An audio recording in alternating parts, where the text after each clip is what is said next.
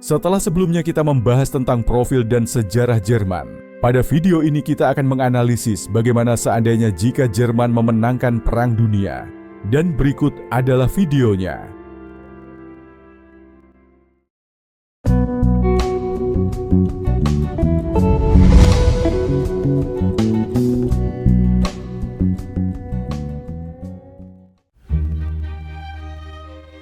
Di titik-titik genting sejarah, dunia pernah berdiri di ambang perubahan total. Salah satunya terjadi pada pertengahan abad ke-20, ketika Perang Dunia Kedua meletus dan membelah dunia menjadi dua kubu, antara kekuatan sekutu dan poros totalitarianisme yang dipimpin oleh Jerman Nazi. Dalam kenyataan sejarah yang kita kenal, poros itu kalah. Adolf Hitler bunuh diri di bunker Berlin, Reich ketiga runtuh, dan tatanan dunia pasca perang pun dibentuk berdasarkan prinsip demokrasi, hak asasi manusia, dan kerja sama antar bangsa. Tapi, bagaimana jika tidak demikian? Bagaimana jika sejarah berbelok ke jalur gelapnya? Bagaimana jika Nazi, dengan seluruh ambisinya atas dominasi rasial, teknologi perang mutakhir, dan kemampuan propaganda masif, justru menang dan memimpin dunia? Pertanyaan ini bukan sekadar spekulasi liar. Sejarawan dan pakar strategi militer telah lama mempelajari seberapa dekat kemungkinan itu pernah terjadi. Hanya beberapa keputusan berbeda, serangan udara lebih intens ke Inggris, penguasaan medan perang Rusia yang lebih efektif, atau ketidakterlibatan Amerika dapat mengubah keseluruhan arah sejarah. Di dunia yang ditaklukkan oleh Nazi, kita bukan hanya melihat perubahan geopolitik, kita akan menyaksikan transformasi total atas sistem nilai, tatanan sosial, bahkan cara berpikir umat manusia. Dunia menjadi panggung bagi kekuasaan absolut yang melampaui batas negara, agama, dan etika. Yang kita bayangkan bukan sekadar versi lain dari sejarah, tapi realitas alternatif yang mengancam semua prinsip yang kini kita anggap wajar. Kebebasan, keadilan, dan kemanusiaan. Dunia yang dibangun dari doktrin rasial, penindasan sistemik, dan kekuatan militer tak terbatas. Bayangkan jika Nazi Jerman menang di Perang Dunia Kedua, dunia pasti sangat berbeda. Dalam skenario ini, kita membayangkan bahwa invasi Jerman ke Uni Soviet tidak gagal, dan Inggris menyerah setelah gempuran udara yang tiada henti. Amerika Serikat memutuskan tidak ikut perang secara langsung, dan Jerman mendominasi Eropa. Di benua itu, pemerintahan demokratis digantikan oleh rezim otoriter. Nazi mendirikan sistem baru yang mereka sebut Orde Baru, di mana hanya orang-orang yang dianggap murni oleh mereka yang punya hak hidup dan kuasa. Kekuasaan Nazi tidak hanya sebatas di Jerman, tapi juga menyebar ke Prancis, Belanda, Italia, bahkan Rusia bagian barat. Dalam dunia ini, pemimpin-pemimpin negara besar seperti Churchill, Roosevelt, dan De Gaulle mungkin hanya akan dikenang sebagai pemberontak yang gagal atau pengkhianat. Anak-anak akan diajarkan bahwa satu-satunya pahlawan adalah Hitler. Pendidikan berubah menjadi alat untuk menanamkan ketaatan, bukan logika atau kritik. Kemenangan Nazi berarti gagalnya seluruh cita-cita pencerahan yang dibangun Eropa selama ratusan tahun. Kebebasan berpikir, kesetaraan hak, dan pemerintahan berdasarkan suara rakyat. Semua digantikan oleh satu suara tunggal, kekuasaan yang tidak bisa dipertanyakan. Setelah memenangkan perang di Eropa, Nazi Jerman mengontrol sebagian besar benua. Jepang, sekutunya, mengambil alih Asia Timur dan Pasifik. Dunia terbagi dua, blok Nazi di Eropa dan Afrika, dan blok Jepang di Asia. Negara-negara kecil kehilangan kemerdekaannya. Banyak yang menjadi negara boneka atau koloni modern. Amerika Serikat, jika tetap netral atau kalah dalam Perang Pasifik, mungkin akan berubah menjadi benteng demokrasi yang terisolasi. Aliansi internasional seperti PBB tidak pernah terbentuk. Dunia bukan tempat kerjasama, tapi peta kekuasaan global yang kaku dan penuh tekanan militer.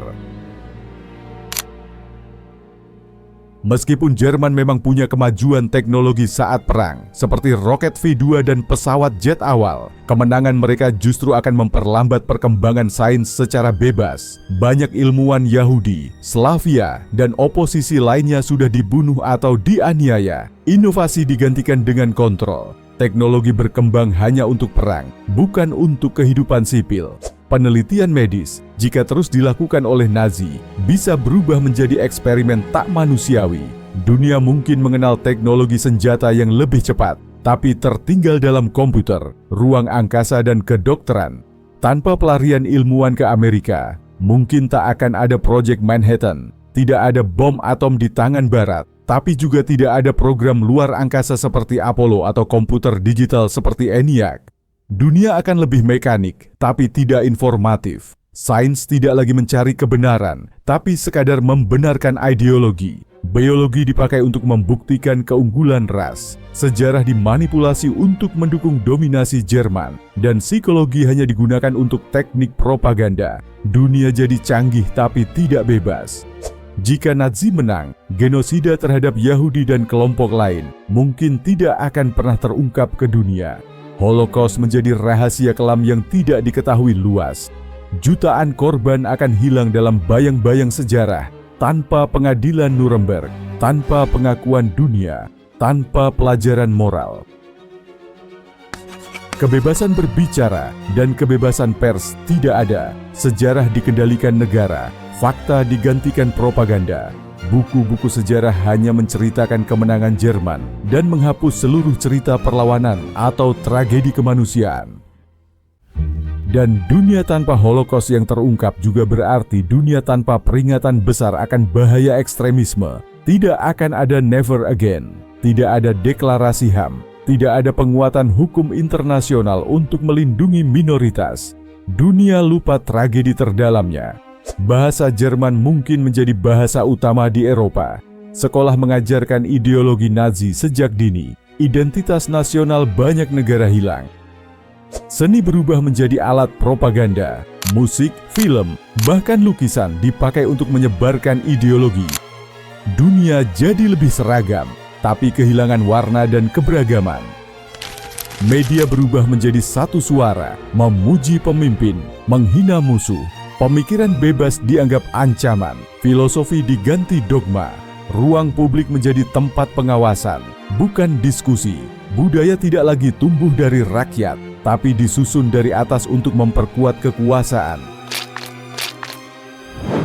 Di negara yang dikuasai Nazi, masyarakat hidup dalam ketakutan. Aparat rahasia bisa menangkap siapa saja yang dicurigai tanpa pengadilan. Tetangga bisa mengawasi tetangga, anak bisa melapor pada orang tuanya. Semua diajarkan untuk taat dan percaya pada satu pemimpin, Führer. Kebebasan pribadi menghilang, tidak ada pilihan politik, tidak ada oposisi. Perempuan dibatasi perannya di rumah, anak-anak dibesarkan dalam program militer sejak kecil. Hidup tampak tertib, tapi kosong dari kebebasan.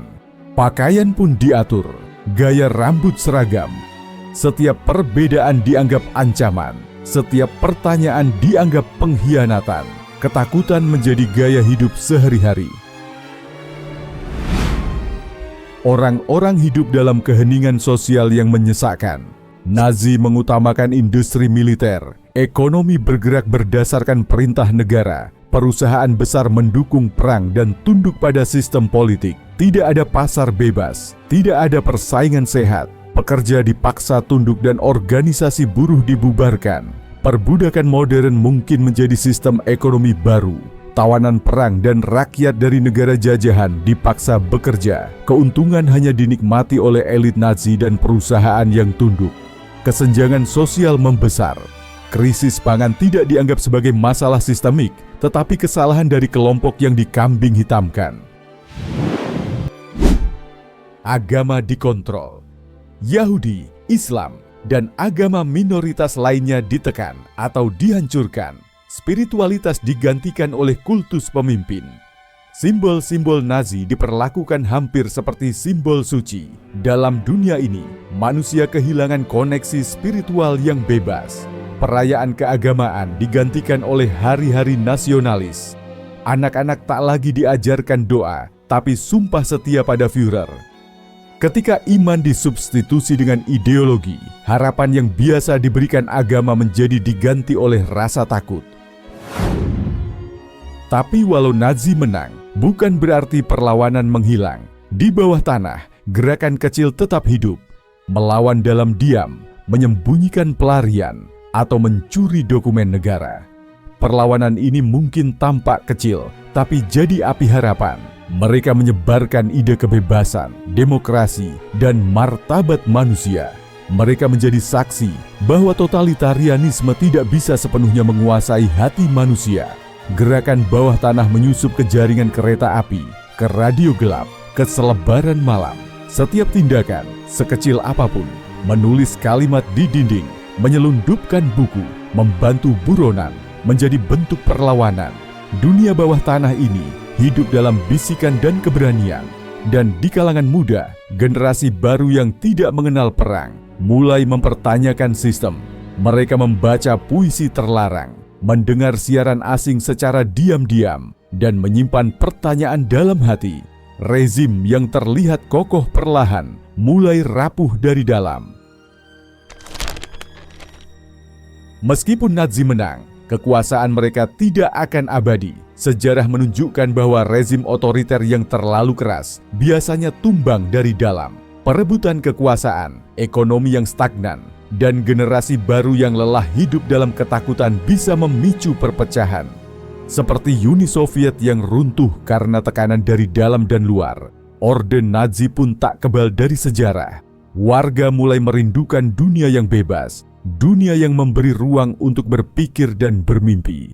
Ketika cukup banyak orang kehilangan rasa takut, rezim pun kehilangan cengkeramannya.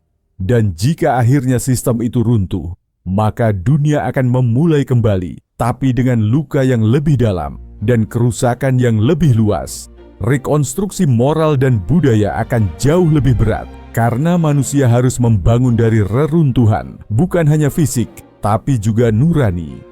Sejarah bukan hanya masa lalu, tapi juga peringatan untuk masa depan. Jika demokrasi tidak dijaga, jika kebencian dibiarkan tumbuh, dunia bisa kembali tergelincir ke dalam kegelapan seperti ini. Untungnya, Nazi kalah. Dunia membayar mahal dengan nyawa jutaan orang, tapi berhasil menyelamatkan nilai-nilai kemanusiaan. Dan dari kekalahan itulah kita belajar bahwa kemenangan dalam perang bukan segalanya. Yang paling penting adalah menang atas kebencian, atas ketidakadilan, dan atas ketakutan. Dunia hari ini pun tetap rentan, tapi sejarah memberikan cahaya asal kita mau melihatnya. Karena satu hal yang tidak bisa dibunuh oleh perang, oleh propaganda, bahkan oleh kekuasaan mutlak adalah harapan. Harapan itu hidup di pikiran mereka yang bertanya dan di hati mereka yang menolak tunduk.